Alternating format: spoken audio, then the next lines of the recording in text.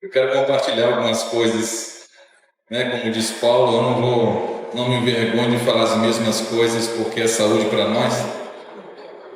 Então, eu vou falar de algumas coisas que eu tenho pensado, algumas coisas que eu tenho questionado, talvez vão ser bem boas para você também, em nome de Jesus. Eu creio que a maioria aqui são pastores, né? Quantos são pastores aqui? Não sei se isso hoje se é bom ou não, mas é uma grande responsabilidade, né? Eu, particularmente, eu tenho sentido muito temor de Deus nesses últimos anos. Desde que em 2015 Deus ministrou uma coisa muito forte no meu coração. Eu não ouvi não, mas eu senti algo de Deus no meu coração. Como se Deus ministrasse comigo o seguinte: você funciona bem, mas não obedece mais. E de lá para cá, 2015 para cá, então, a minha vida, a vida da minha família, Deus começou a mexer muitas coisas. E eu particularmente creio, irmãos, que Deus não vai parar, talvez, muitas coisas que nós estamos fazendo. Talvez algumas até tenham que parar, mas eu creio que muitas Deus não vai parar. Mas uma coisa eu creio que Deus está querendo nos ensinar é voltar a compreender aquilo que é mais importante. Deus está redefinindo e precisa realmente definir valores e princípios, aquilo que é mais importante, principalmente no coração de pastores como eu e você. Nós devemos ter muito temor. Gosto muito de Paulo quando ele fala que ele dá a ideia, pelo que nós percebemos nas Escrituras, que ele tinha um temor muito grande de compartilhar a palavra de Deus, porque ele falava como de Deus na presença de Deus. Eu queria ler um texto para nós começarmos, João 17. Minha oração é que Deus fale conosco de uma forma muito forte no nosso coração essa noite, em nome de Jesus. Amém? Amém. Você deseja isso? Amém. João 17 é um texto muito conhecido. Nós vamos ler do 12 em diante. Diz assim a palavra de Deus: estando eu com eles no mundo, guardava-os em teu nome, e tenho guardado aqueles que tu me deste, e nenhum deles se perdeu, senão o filho da perdição, para que a Escritura se cumprisse. Mas agora vou para ti, e digo isto no mundo, para que tenham a minha alegria completa em si mesmos. Dê-lhes a tua palavra, e o mundo os odiou, mas porque não são do mundo, assim como eu do mundo não sou. Não peço que os tires do mundo, mas que os livres do mal. Não são do mundo, como eu do mundo não sou. Santifica-os, Pai, na verdade, a tua palavra é a verdade. Assim como tu me enviaste ao mundo, também eu os enviei ao mundo, e por eles me santifico a mim mesmo, para que também eles sejam santificados na verdade. E não rogo somente por estes, mas também por aqueles que pela tua palavra hão de crer em mim, para que todos sejam um como tu, ó Pai, o és em mim e eu em ti, que também eles sejam um em nós, para que o mundo creia que tu me enviastes, e eu deles a glória que a mim me deste, para que eles sejam um como nós somos um. Que Deus tenha misericórdia de todos nós e que Deus possa falar conosco segundo a sua maravilhosa graça essa noite, em nome de Jesus. Amém? Irmãos, aqui é um dos textos mais lindos das Escrituras, eu acho particularmente, porque não é sempre que você vê Jesus numa conversa tão íntima com o Pai. E que Deus possa nos levar a esse lugar de ver dessa forma. É como se Jesus estivesse diante do seu Pai e mostrando os seus discípulos: foi para eles que eu vim, foi para nós, porque nós também estávamos incluídos aqui no texto, porque ele falou, não só por estes, mas também por todos aqueles que ainda vão vir, que o Senhor vai atrair pela sua própria palavra. E eu creio que aqui é uma grande, para quem gosta de chave, gosta de mistério, talvez um grande mistério para nós, porque o que vai atrair, o que move tudo a respeito da igreja é a palavra de Deus. É aquilo que Jesus falou: olha, tudo que é do Pai é meu, e tudo que é meu Ele daria o seu Espírito para compartilhar com a igreja. João 16:17 vai falar sobre isso. E ele diz depois, muito claro que nós lemos, que o que ele deu para a igreja é exatamente a sua palavra. Ele deu para os discípulos a sua palavra, e é o que ele tinha. E a palavra que ele compartilhou não era dele, era do próprio Pai. E ele, conversando com o Pai, ele diz: olha, Pai, me permita imaginar, irmãos, a conversa entre o Filho e o Pai. E ele fala: Pai, você está vendo aqui os discípulos que o Senhor me deu. Vou parafrasear um pouco, é como se, Pai, tem muito mais, mas esses são os primeiros que o Senhor me deu. Eu glorifiquei o teu nome, Pai, e eu não perdi nenhum deles. Eram 11, porque hoje a gente já sabe que já estava destinado para aquilo ali. Era 11 homens e um segredo, e um baita de segredo, para falar a verdade. E ele falou: Pai, eu gosto muito de imaginar isso. Pai, não tem jeito de estar certo. Nós vamos começar uma grande missão. Ele começou uma grande missão, começou a ensinar eles. E eu vi discípulos, irmãos, se empolgarem no meio do caminho dos processos. Você vai ver discípulos pedindo coisas que não tem nada a ver. Que Jesus, ele não reprimiu eles, porque entendia o nível de maturidade deles. Ouvia, ensinava. Jesus tudo corrigia com ensino e com amor. Tudo Jesus corrigia, trazia para o trilho, ensinava os discípulos a todo tempo, em todo momento. Jesus ensinava eles. Jesus não perdia nenhuma oportunidade, irmãos. Ele ensinava em todo o tempo. Eu lembro, por exemplo, que em João 16, não foi só Pedro que pediu uma coisa, uma aberração, e Jesus reprovou ele e mostrou que ele não era aquilo que pensava. Por exemplo, quando Pedro falou: olha, Senhor, eu por ti eu vou até a morte. E o Senhor falou: Pedro, hoje mesmo tu vai me negar 3 vezes. Acorda, Pedro.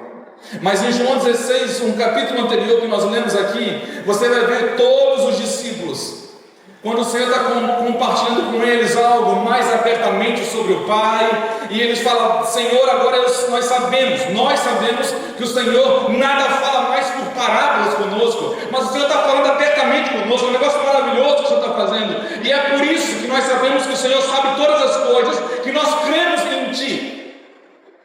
E o Senhor falou para ele: vocês creem em mim? Todos vocês vão me deixar, sem exceção. Mas eu já estou falando isso para vocês ficar tranquilos, tenham paz. Não tem problema vocês me deixarem, como se Jesus estivesse falando isso, porque eu nunca estou sozinho. Irmãos, é para esse tipo de discípulos, para esse tipo de pessoas, que Jesus ele veio implantar no nosso meio o maior projeto da história. De iniciar o que nós conhecemos como a plenitude dos tempos, o Filho de Deus encarnado, morrendo na cruz por mim e por você, começando a estabelecer, não visivelmente, mas dentro dos homens, o seu reino, aquilo que um dia vai ser implantado de fato, na plenitude dos tempos, na consumação de tudo, melhor dizendo. Mas ele pegou essa turma toda aqui, 11 homens ali, vamos botar Judas no meio, né? 12 homens, e ele pegou e começou a ensinar eles. E ele falou para o pai, quando eu olhava para eles: Pai, é como se não tivesse jeito. E por quê? Porque nós vamos falar essa noite de comunhão e unidade, que é um dos maiores desafios. Talvez, irmãos, hoje, quando a gente fala de unidade e comunhão, nas igrejas locais já é difícil. Quem é pastor que sabe,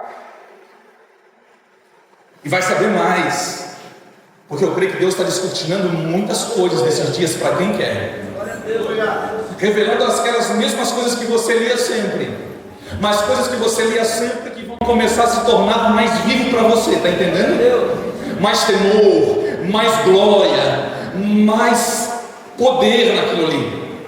E se já é difícil nas igrejas locais, imagina quando nós vivenciamos um pouquinho do que Jesus vivenciou com os discípulos, de juntar alguns cabeças ali. Imagina, se é difícil nas igrejas locais, imagina no conselho de pastores. É como se Jesus falasse: Pai, não vai rolar.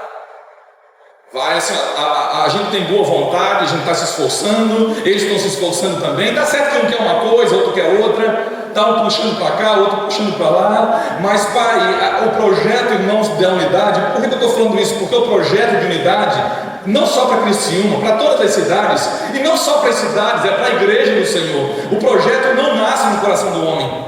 Nós estamos falando de uma coisa que foi idealizada pelo próprio Deus. Nós estamos tratando de negócio de Deus.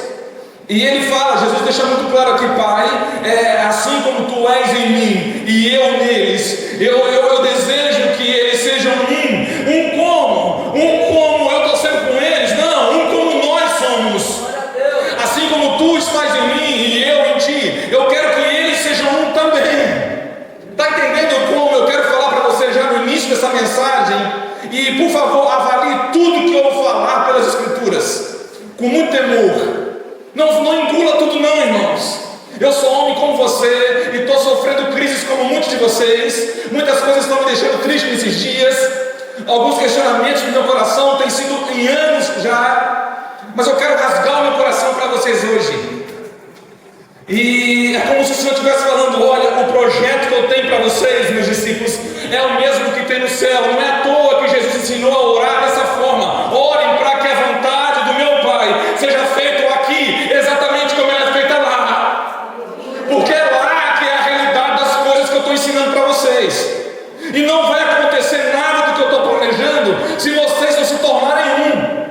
Mas não é um baseado numa reunião, de botar um pouco reunido em volta de uma mesa e falar que nós estamos juntos. Nem sempre nós estamos juntos, nós temos comunhão de fato. E o Senhor então, Ele revela um milagre para mim e para você, a esperança para nós, irmãos. Glória a Deus. A esperança, amém? Ele falou assim para o pai: Pai, não vai dar certo, por ele só não vai dar certo, porque o projeto é como tu és em mim e eu em ti, e eu quero estar neles.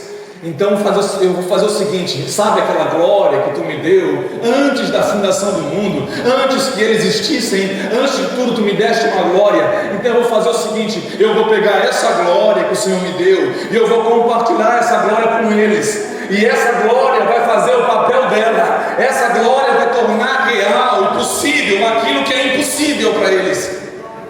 É sobre isso que eu quero falar essa noite. Porque, irmãos, Jesus mostrou que juntar 11 homens como aqueles, sabe o que é juntar um publicano, irmãos?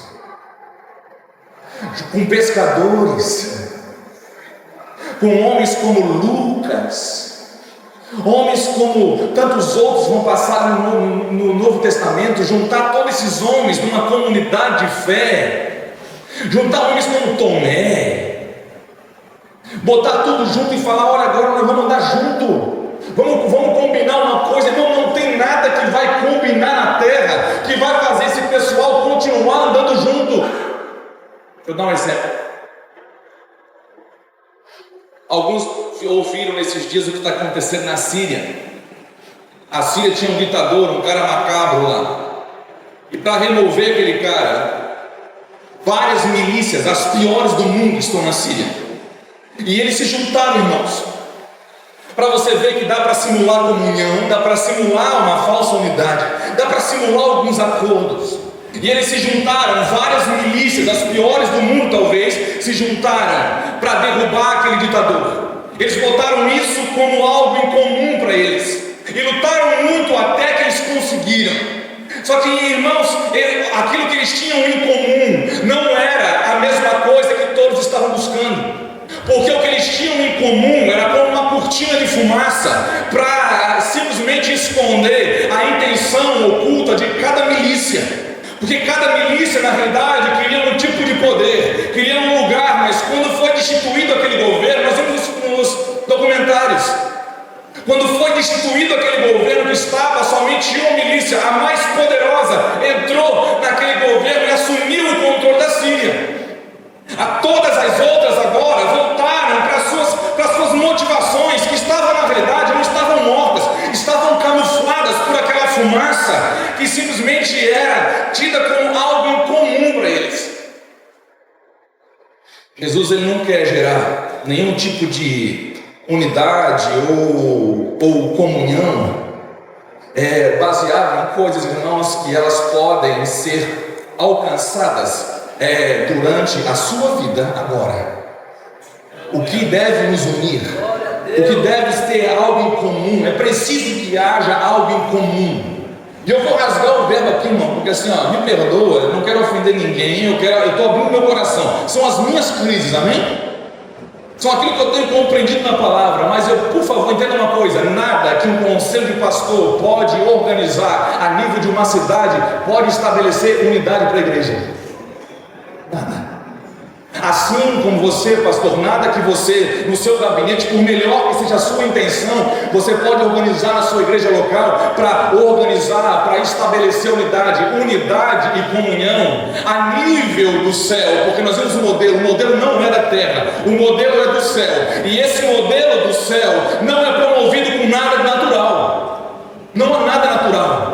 Jesus mesmo disse para os seus discípulos: vocês vão me deixar. Jesus sabia, irmãos, que eles, por mais ensino que eles tivessem, ali vendo o Senhor, eles precisavam de uma coisa mais forte. Eles precisavam de algo que entrar neles e rasgar eles por dentro.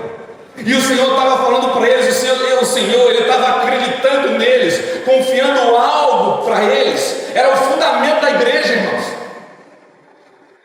Nós devíamos compreender melhor o que é a igreja. Não, a gente sabe, a gente tinha que entrar mais vivo no nosso coração, porque a gente sabe, nós vamos ver depois, a igreja, ela não é uma instituição religiosa, ela não é uma instituição evangélica. A igreja, ela é o corpo de Cristo que serve, que Deus idealizou para ele, sabe para quê? Aí que entra o meu temor, irmãos. E Deus idealizou para ser a sua própria habitação. Deus desejou, não pergunte como, mas Deus desejou, assim como Jesus olhou coisas, virtudes, olhou valor naqueles homens ali que brigavam. Mas eles brigavam. Você sabia que eles brigavam? Já parou para pensar nas brigas deles? Então não estranhe quando a gente briga. A gente só tem que aprender a brigar, irmãos. A gente só tem que aprender a ter os mesmos conflitos e as mesmas resoluções que aqueles homens aprenderam, trilharam o mesmo caminho. As nossas diferenças, elas não são fator, critério para estabelecer a unidade e dizer se é possível ou não. O que vai dizer se é possível ou não foi a mesma coisa que disse que era possível para aqueles homens ali. Um querendo sentar à direita e outro à esquerda, uns brigando para ser maior do que os outros, primeiro do que os outros. Só alguma coisa diferente nos nossos dias? Deus não vai parar muitas coisas que nós estamos falando, irmão, que nós estamos fazendo, irmãos. Eu falei para você, eu creio que não, mas Deus vai mexer nos valores do nosso coração, porque Deus não está de olho simplesmente nas coisas que nós fazemos do lado de fora. Deus está de olho mesmo, sabe aonde? É dentro de você, das intenções mais escondidas dentro do meu coração. Não vou nem falar do seu, eu vou falar do meu, irmãos. Deus está de olho, irmãos, quando eu me proponho a fazer alguma coisa. Não é a beleza da coisa em si que Ele está de olho, ou Ele vai se impressionar. Deus, Ele se impressiona com o que tem dentro do homem, no coração do homem. E Jesus, Ele escolheu aqueles homens baseado não naquilo que eles eram naquele momento, mas naquilo que eles iriam se tornar na realidade. Então Jesus chama aqueles homens, e Ele sabe, vai todo mundo me deixar, inclusive vão trair Ele. Inclusive o cara que Ele deu a chave da casa dele vai inclusive negá-lo 3 vezes. Não, vamos falar a verdade. Quem de nós, em sã consciência, vai montar uma equipe sabendo disso tudo? Eu não sei você, irmão, mas Jesus ofende a minha mente. Jesus estraçalha o meu coração. Ele é um exemplo para mim de acreditar nas pessoas, porque eu não sei se eu faria uma equipe e botaria para cuidar do recurso financeiro da igreja um ladrão. E também não sei se eu daria a chave do ministério para aquele homem que é impetuoso, que às vezes é inconsequente, que fala demais. Eu não sei se eu deixaria perto aqueles homens que querem sentar à minha direita e à esquerda, não levando em consideração os seus outros irmãos da equipe. Eu sinceramente não sei o que eu faria, mas Jesus mostrou que é possível algo, através de algo sobrenatural, estabelecer comunhão e unidade.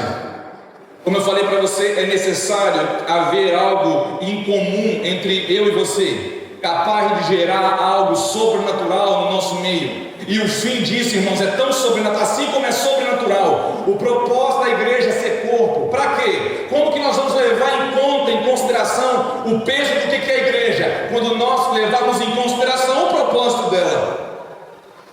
O propósito da igreja não é me sustentar, irmãos.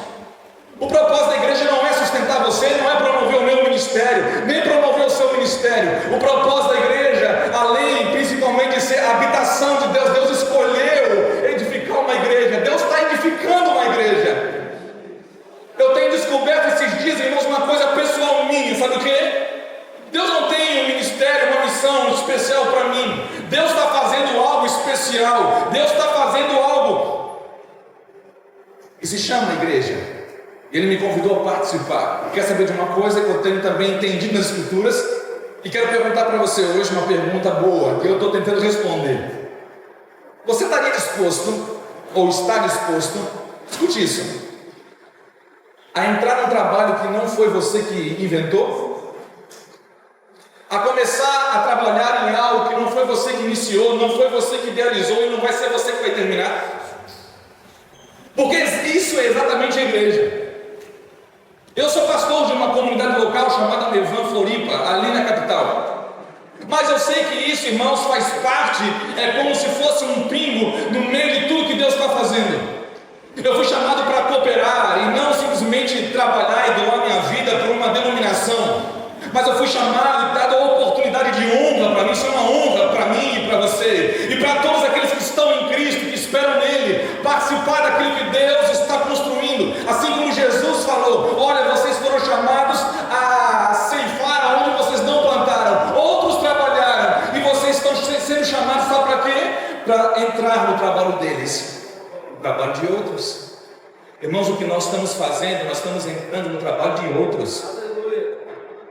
Então a primeira coisa que nós precisamos compreender, o que realmente é a dimensão desse negócio que nós estamos trabalhando, que se chama igreja.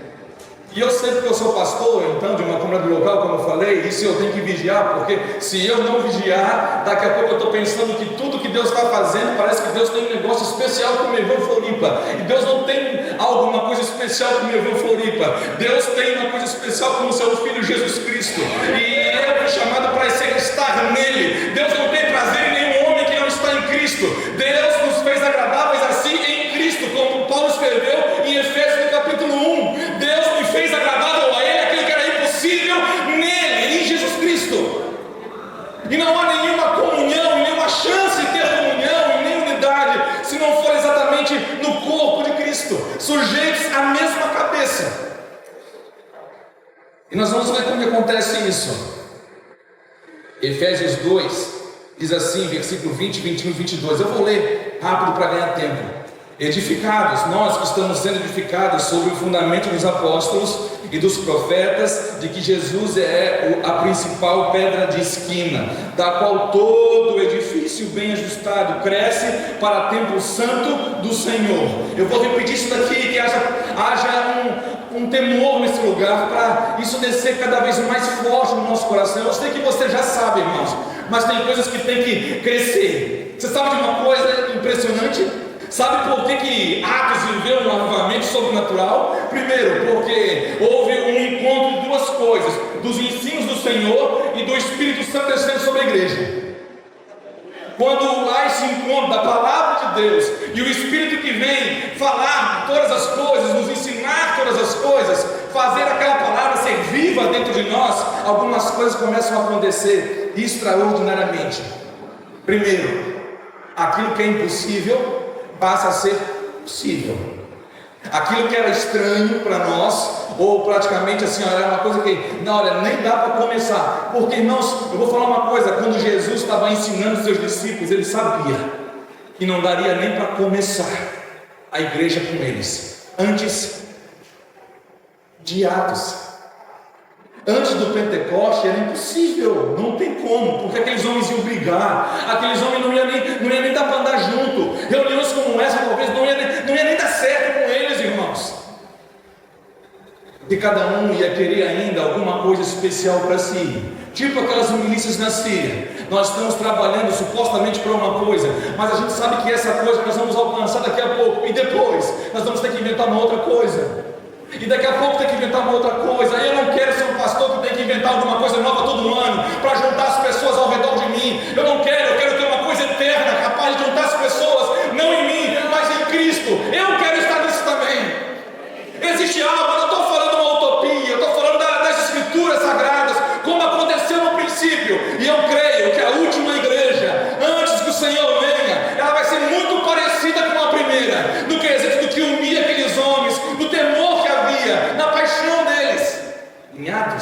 Pelo menos 2 vezes o testemunho é que o que crescia lá, antes da organização, antes de qualquer coisa, tinha uma coisa, irmãos, entre eles que crescia: a palavra de Deus.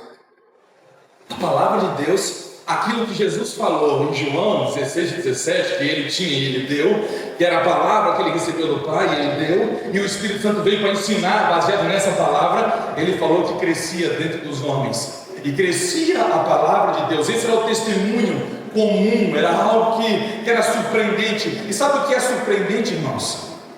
É a compreensão daqueles homens depois que o Senhor vem, porque quando o Senhor estava ensinando, ele sabia que aqueles discípulos não iriam entender muita coisa naquele momento, mas quando o Espírito viesse, aquele que seria o ensinador, o consolador, ele falaria de tudo. Havia uma expectativa, então.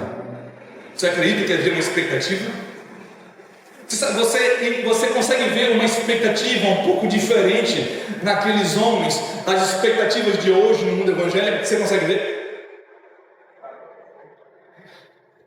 Eu vejo, e isso me entristece, porque aqueles homens amavam coisas que hoje parece que a igreja evangélica no Brasil, ela está desprezando. Eu vou falar isso com muito temor e muito respeito, por quê? Porque eu faço parte dessa igreja. Eu não estou falando de denominação A, B, C. Eu estou falando de uma cultura no nosso país. O nosso país, ele se encontra nesse exato momento, nesses dias, numa grande confusão.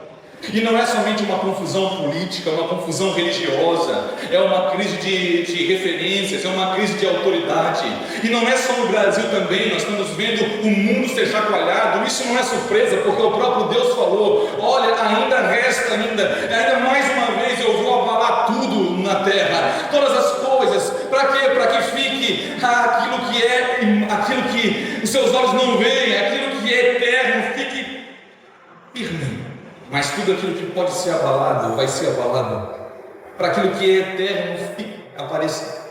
Então, irmãos, entendam uma coisa: quando Deus falou que Ele vai abalar coisas, Ele está falando de mim e de você também. Então, eu não sei como você está nesses anos, mas eu confesso que nos últimos anos eu estou sendo muito abalado por dentro. Para Deus, é como se Deus me mostrasse para mim mesmo, para ver em que eu tenho crido. Será que eu tenho crido exatamente como aqueles homens? Será que eu tenho me proposto a continuar a edificar uma coisa em cima de algo que não foi eu não fiz a sapata, irmãos? Eu não fui o cara que desenhou a planta, eu não fui o cara que escolheu botar uma parede aqui, e eu não quero ser o tipo de obreiro, de pedreiro que vai trabalhar, vai levantar uma parede, e quando chegar o homem com o prumo na mão, botar e perguntar: mas quem mandou botar uma parede aqui? Não, mas é que eu estou fazendo uma coisa boa, eu vou tentar explicar para ele, mas Deus não me chamou para fazer uma coisa boa, Deus me chamou para fazer a vontade dele. E a expectativa que eu estou falando, irmãos, é muito parecida com aquela mulher samaritana no poço, e Jesus, ele pegou ela ali, já tinha 6 maridos, e ele foi conversando com ela, e ela foi entrando em lugares, sendo conduzida pelo Senhor, mais profundos nele, até o ponto de perguntar sobre a adoração. Tá, Senhor, mas onde é que nós vamos adorar? Não, vai chegar o tempo que vocês não vão não adorar nem em Samaria, não é em Jerusalém. O Pai vai estar procurando aqueles que adoram em espírito e em verdade. Aí ela vai dizer uma coisa: nós ouvimos, nós temos esperado, nós sabemos que quando o Messias vir, ele vai nos falar tudo, porque essa é a expectativa deles, de Jesus ensinar tudo, do Messias falar tudo, do Cristo ensinar sobre tudo. Essa era a santa expectativa daquela mulher, de uma imunda. E quando ela falou isso, sabe o que Jesus falou para ela? Eu sou. E sabe o que aconteceu? Ela foi se inscrever numa escola teológica, com todo respeito, ela foi fazer um curso bíblico na denominação mais perto, ela foi fazer uma série de coisas para se preparar para algo grandioso. Ela não fez nada disso, irmão. Aleluia. Ela fez uma coisa só. Ela reconheceu quem estava diante dela. e ela saiu correndo para a sua cidade e foi falar para todo mundo que ela tinha encontrado. E aqui, irmãos, é um choque para mim, porque eu não espanto com o esfriamento do mundo, eu não estou espantado com o esfriamento das pessoas ou da rejeição do mundo em relação a Deus. Jesus mesmo falou: eu dei, Pai, a tua palavra para eles, a nossa palavra eu dei, e o mundo odeia eles por causa da palavra. E hoje é estranho quando você vê pastores e líderes querendo ser aplaudidos, enquanto Jesus falou: vocês vão ser odiados. Não, mas nós queremos ser aplaudidos. Não, vocês vão ser odiados. Mesmo amando. Aí ela pega, e é chocante. Eu não fico surpreso do mundo rejeitar, eu fico mais surpreso, sabe o quê? Um estado caótico de muitos homens e mulheres que se dizem de Deus, da frieza em relação à palavra dele, de amar mais os seus preceitos, as suas construções teológicas, e eles estão blindados por isso, e não conseguem mais ver talvez o Senhor falando diante deles como aquela mulher viu. Nós sabemos que quando ele vir, ele vai ensinar tudo. Sou eu. Aquela mulher saiu igual uma louca, desesperada, foi para a cidade dela, começou a falar do que ela tinha encontrado. Agora, irmãos, isso não é uma coisa daquela mulher. Biblicamente sempre acontece isso. Quando alguém descobre um grande tesouro, vai e comunica. Não foi assim com André, irmão de Pedro. Ele viu o Messias, foi para Pedro e falou: Pedro, encontramos aquele que nós procurávamos, Pedro. Nós encontramos o Messias. A mulher fez a mesma coisa, foi para a sua cidade, e todo mundo que ouviu ela foi atrás do Senhor. E agora já falou para ela: olha, agora nós não estamos acreditando só porque você falou, nós estamos acreditando porque nós mesmos temos visto e ouvido ele. Por que isso não está acontecendo mais? Por que hoje nós temos que organizar eventos e talvez movimentos para alcançar alguns lugares, algumas pessoas que, se fossem naquela época, pela descoberta, pela muita alegria de encontrar um tesouro, nós iríamos ver pessoas fazendo, irmãos, não se preocupando com muito detalhe, não, mas falando daquele que tinha encontrado. Irmão, unidade, irmãos, eu vejo que é como uma missão impossível, que só Deus pode nos dar, não somente para uma igreja local, mas também para pastores, para um conselho de pastores como esse. E nós corremos o risco de estar tentando fazer a coisa certa, eu corro o risco de estar tentando fazer a coisa certa, mas da maneira errada. Como um dia o Senhor tocou no meu coração, e só podia ser Deus, porque o diabo não ia falar aquilo, irmão. Você aprendeu a funcionar bem, mas você não está me obedecendo mais. E Deus não me chamou para funcionar bem. Deus não me chamou para funcionar bem.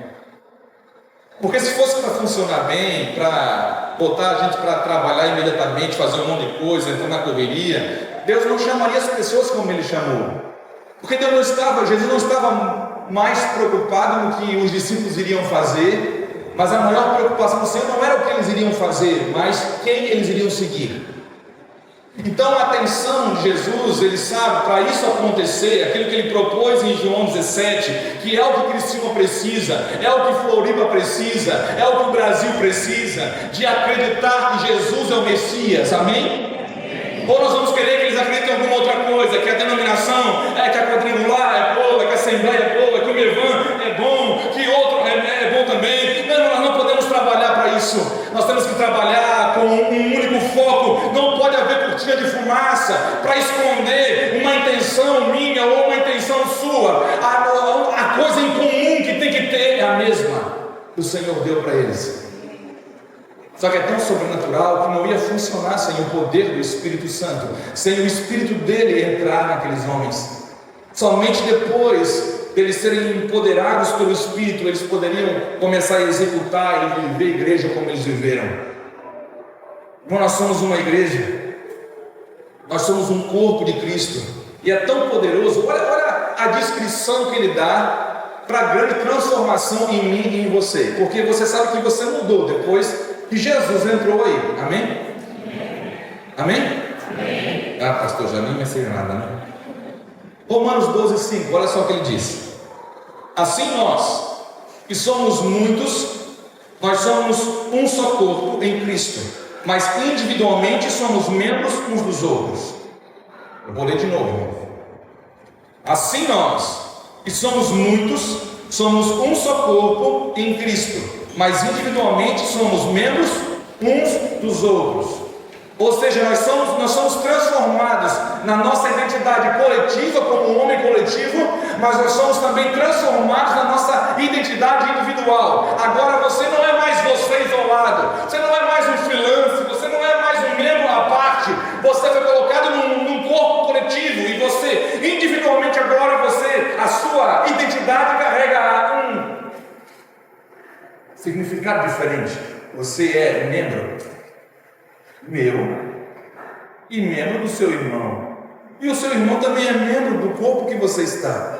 Ou seja, nós devemos ter mais cuidado de definir quem realmente nós somos, porque nós não somos o que nós imaginamos ser.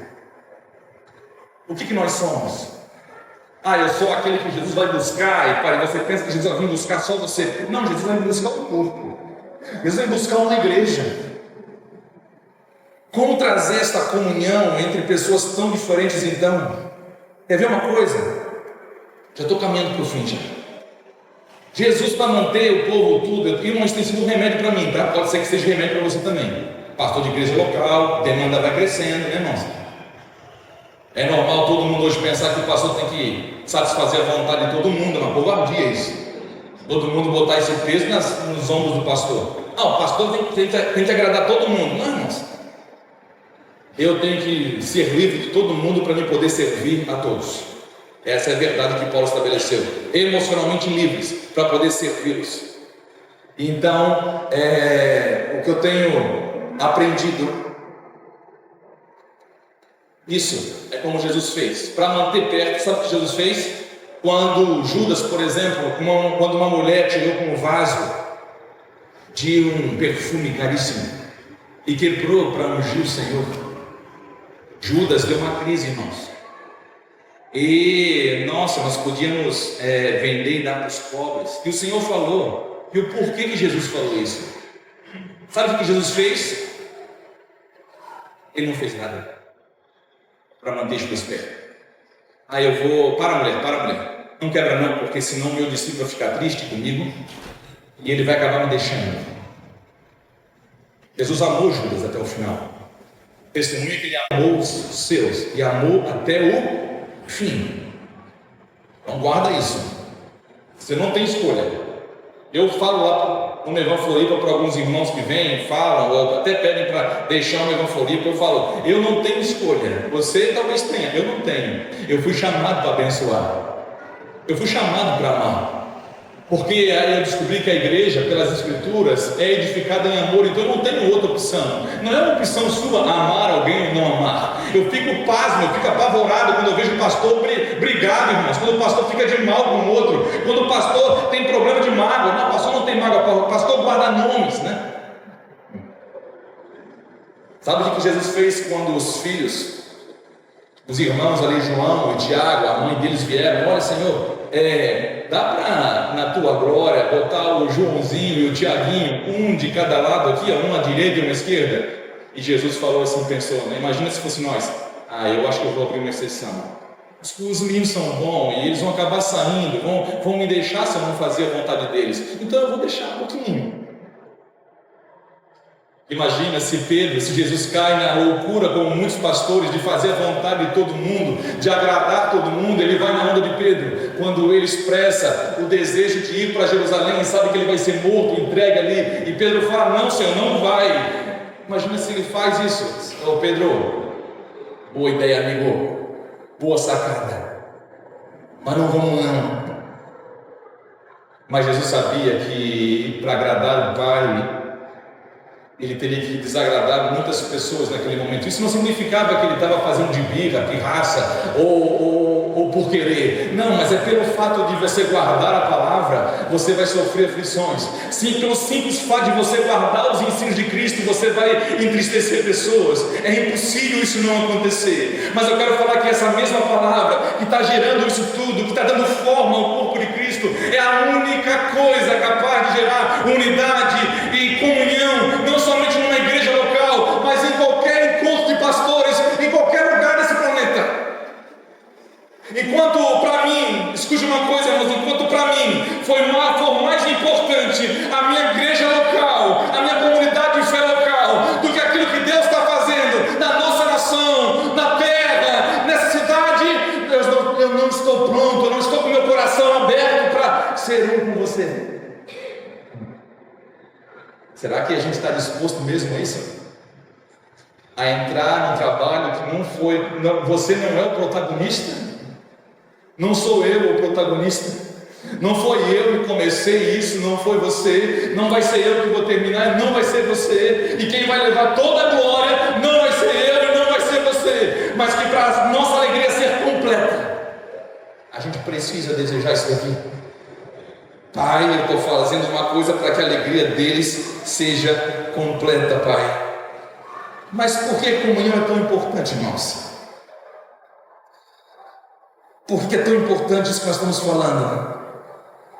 Nós podemos ter várias coisas em comum, mas ainda assim estamos buscando coisas diferentes. Vou explicar isso. Nós podemos ter um objetivo em comum para Criciúma, que nós vamos alcançar esse ano, daqui 5 anos, mas nós podemos estar todos buscando coisas diferentes, como pastores de uma igreja local, de uma comunidade de fé. Jesus teve que trabalhar muito isso nos 11, porque eles eram o fundamento. E o fundamento não estabelece somente o sustento, o fundamento estabelece a continuidade, porque as paredes têm que ser levantadas exatamente como os fundamentos foram marcados, estabelecidos. Eu quero falar que quando nós estamos falando de comunhão e unidade, nós estamos falando de dar continuidade àquilo que Jesus começou. Não é uma coisa nova, nós não estamos aqui descobrindo uma coisa nova, nós estamos aqui sendo chamados, como o pastor Juan falou, de voltar para a palavra de Deus, de convergir para Cristo, descobrir, vamos ver como foi no princípio, como aqueles homens, como aconteceu no princípio. Sabe o que aconteceu, irmãos? Poderosamente havia uma paixão comum, no início. Dizem, as escrituras dizem, ali em Atos, que vou terminar agora, deixa eu descer, havia 120 pessoas ali reunidas aproximadamente, isso com a mesma expectativa. Isso já é o suficiente para fazer a gente parar e rever muita coisa, mas havia 120 pessoas ali esperando. E diz que elas tinham ouvido, lógico, tinham as testemunhas oculares de Jesus, daqueles homens que, como diz João, eles tocaram na palavra do verbo, eles viram, eles andaram junto, havia todo o fundamento ali, mas faltava uma coisa, um detalhe importante. E quando esse detalhe veio, a promessa veio, o Consolador veio e desceu sobre aqueles 120, diz que no mesmo dia já não eram mais 120, irmãos. No mesmo dia já eram 3.000 homens. E eu não estou falando, por favor, eu não estou dando ênfase ao avivamento numérico, porque isso impressiona a gente, pastor. Eu estou falando uma coisa que eu também sou. Então a gente se impressiona facinho por números, não é assim? Coisa triste para pastor é quando vê a igreja vazia, é ou não é? A gente gosta de ver bem cheio. Só tem um lugar que eu gosto de ver muita gente, irmãos, é a igreja reunida. Então eu confesso isso para vocês. Eu sempre fico procurando os irmãos onde é que estão. Eu sei aqueles que faltam, eu sei aqueles que não estão, isso mexe comigo.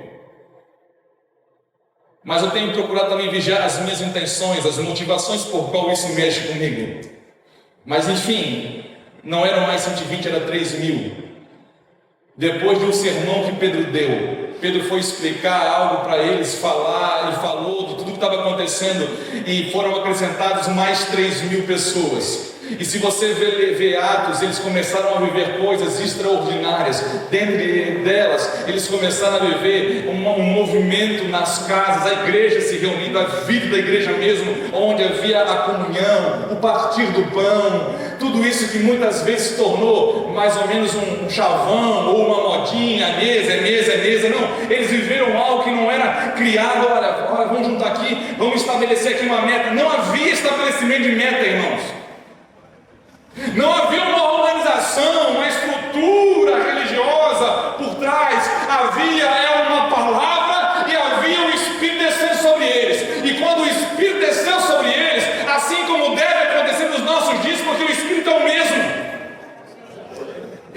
mudou. E quando ele desceu, julgue você, depois chega em casa, lê de novo, e lê de novo, com o coração aberto, você vai ver. Uma cultura veio sobre aqueles homens nova, que não dependia, irmãos, de Jerusalém, não dependia de Samaria, não dependia mais de um lugar geográfico, não dependia mais de Roma, não dependia mais de um ditador, não dependia mais de um contexto político, porque isso era muito acima de tudo que eles conheciam. Quando o Espírito veio, a hospitalidade no meio deles começou a aflorar, começou a crescer, o interesse por compartilhar começou a crescer, aqueles que eram avarentos começaram a ser generosos, e não era em relação a dinheiro para dar, como é hoje a loucura, não, era algo para compartilhar, era o interesse de fazer o bem um para o outro, alguma coisa estava acontecendo. E olha, assustadoramente, ninguém precisou fazer naqueles dias uma escola bíblica, irmãos. Ninguém precisou fazer um seminário, uma conferência. No mesmo dia, eu quero perguntar para você, irmão, isso são questionamentos que eu faço para mim. Como que aqueles homens tendo tão pouco, eles viveram coisas tão profundas? Porque o que aqueles homens tinham, a maioria, havia mais de 10 nações ali reunidas, povos de muitos lugares diferentes, culturas diferentes, mas quando veio uma coisa maior, irmãos, é muito maior, abraçou eles, envolveu eles, transformou eles, mudou a mentalidade daqueles homens, e aí, irmão, talvez nunca, tinha pessoa que nunca compartilhou pão com o outro, começou a compartilhar, por quê? Porque havia algo muito mais forte acontecendo. E a paixão era tão grande, porque o pouco que eles receberam de Pedro, com a fé que eles tinham, foi suficiente para gerar unidade, comunhão. Eles não tinham o que nós temos hoje. Eles não tinham a liberdade que nós temos hoje. Eles não tinham a Bíblia como nós temos hoje. Eles não tinham a estrutura religiosa como nós temos hoje. Mas um pouco, irmão, tem gente ali que só ouviu um sermão. É como a casa de Cornélio, que só ouviu uma vez Pedro explicando ali, começou a falar, nem deu tempo de fazer o apelo, irmãos. Porque quando o Espírito vem, o protagonista deixa de ser o homem, e agora Deus começa a ser exaltado e ele começa a fazer. Esse é o sonho, não é utopia. Podem falar que é mentira, podem falar que foi. Tem pastor que fala, não, mas aquilo é época de Atos. Não, irmão, não é época de Atos. Aquilo são coisas pertinentes, naturais ou sobrenaturais, que pertencem ao Espírito de Deus. Quando ele vem, ele faz.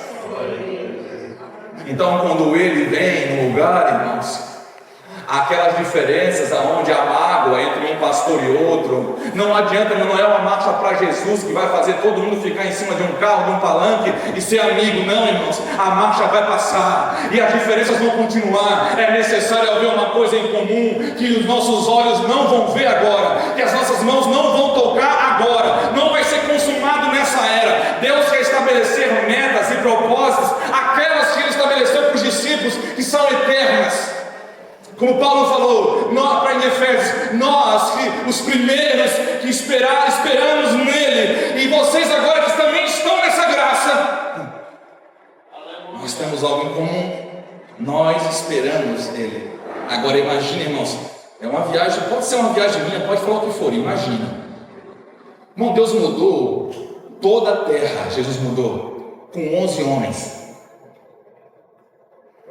Nós temos aqui dezenas ou centenas de pastores, que cada um tem muito mais de 11, talvez tenha centenas também. Jesus não precisou de centenas, Jesus mudou a história da humanidade com 11 homens, uma só paixão. Se vocês entenderem que as minhas palavras, que para mim está em vós, as minhas palavras precisam estar em vocês, e o mapa é assim, ele falou em João 17, assim como tu estás em mim, Pai, e eu estou neles, para que eles sejam um como nós somos um. Jesus está em mim e você, à medida que a sua palavra está viva dentro de mim e de você, e o Espírito Santo é aquele que vem e começa a dar os contornos, e começa a conectar palavra com palavra, e começa a estabelecer a ordem, começa a estabelecer conexões. É o Espírito dele que faz isso. Então o que nós precisamos hoje é guardar, aqueles homens guardaram.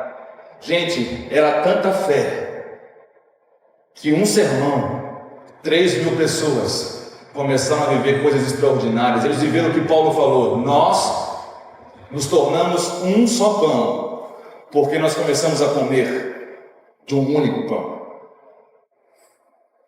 Não é sentar na mesma mesa que nos torna um. Os homens esqueceram desse detalhe. O que nos torna um é comer de um só pão. Não é estar na mesma mesa. É se manter comendo de um só pão. Agora, o sonho meu, para terminar, de verdade. Agora imagina que loucura, irmãos. Lá em Floripa, não vou nem falar Criciúma, lá em Floripa, quando haver pastores se reunindo, sabe para quê? E aí, meu irmão, como é que está na sua comunidade de fé? Está continuando a me ensinar que Jesus está vindo? Está continuando a preparar a igreja para se encontrar com Ele? Ah, eu estou desanimado. Não, cara, não desanima, continua. Nós precisamos continuar. O Senhor está voltando.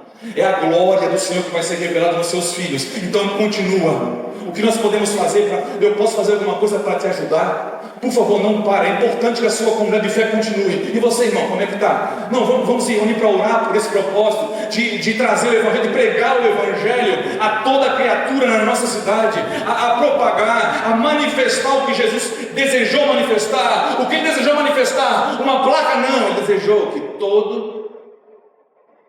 todos acreditassem que Ele é o Messias.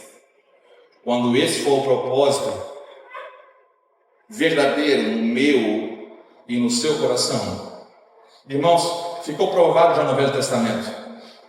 Se a palavra de um profeta proclamada com fé pode dar vida a um vale de ossos secos, na sombra das coisas, o que ela pode fazer hoje nos nossos dias?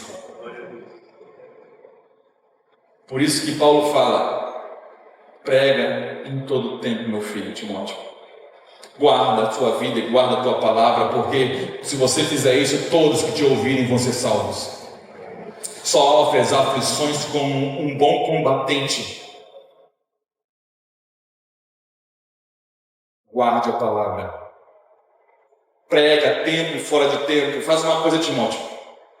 Procura os homens idôneos. Sabe o que é idôneos? Ali são homens que querem aprender do Senhor. Descubra esses homens e compartilha tudo que eu te dei, assim como Jesus compartilhou tudo que Ele tinha recebido comigo. Agora faz o mesmo. Jesus não te pediu para compartilhar alguma coisa sua, pessoal, simplesmente. A principal coisa Ele pediu para você compartilhar tudo que você recebeu dele.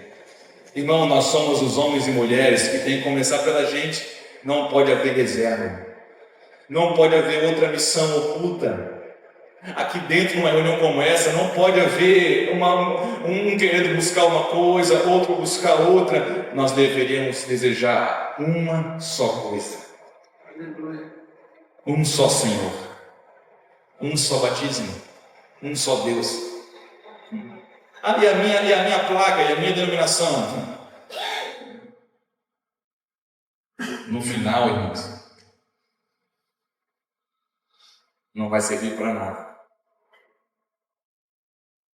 Vamos orar? Eu creio, irmãos. Eu creio na igreja do Senhor. Eu estou aprendendo a amar a igreja do Senhor. E eu creio que ela vai ser encontrada pura, santa, imaculada, sem sombra de defeito algum. Eu creio. O ponto fundamental naqueles homens é que eles tinham uma paixão.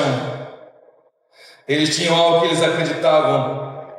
E era tão forte, que gerou comunhão entre eles. O ponto fundamental é eles permaneciam firmes na doutrina dos apóstolos. Não se tratava a quantidade de informação, mas o poder do pouco que eles compreendiam. Tem muita gente que sabe um monte de coisa, mas um monte de coisa que não tem poder de nada. O quanto você sofre as aflições dessa palavra, irmãos, hoje, para dar luz a algo que Deus quer gerar. Se nós queremos entender a comunhão e unidade dos primeiros discípulos, nós precisamos compreender o que eles buscavam. Que Deus traga esse entendimento para nós essa noite, em nome de Jesus, esses dias. Você pode fechar os seus olhos comigo?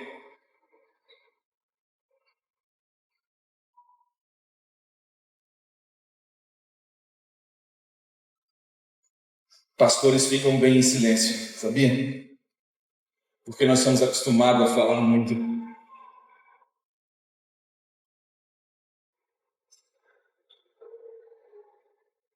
Eu tenho aprendido que Deus quer falar mais conosco, e eu creio nisso, do que nós de ouvi-lo. Eis-nos aqui, Senhor.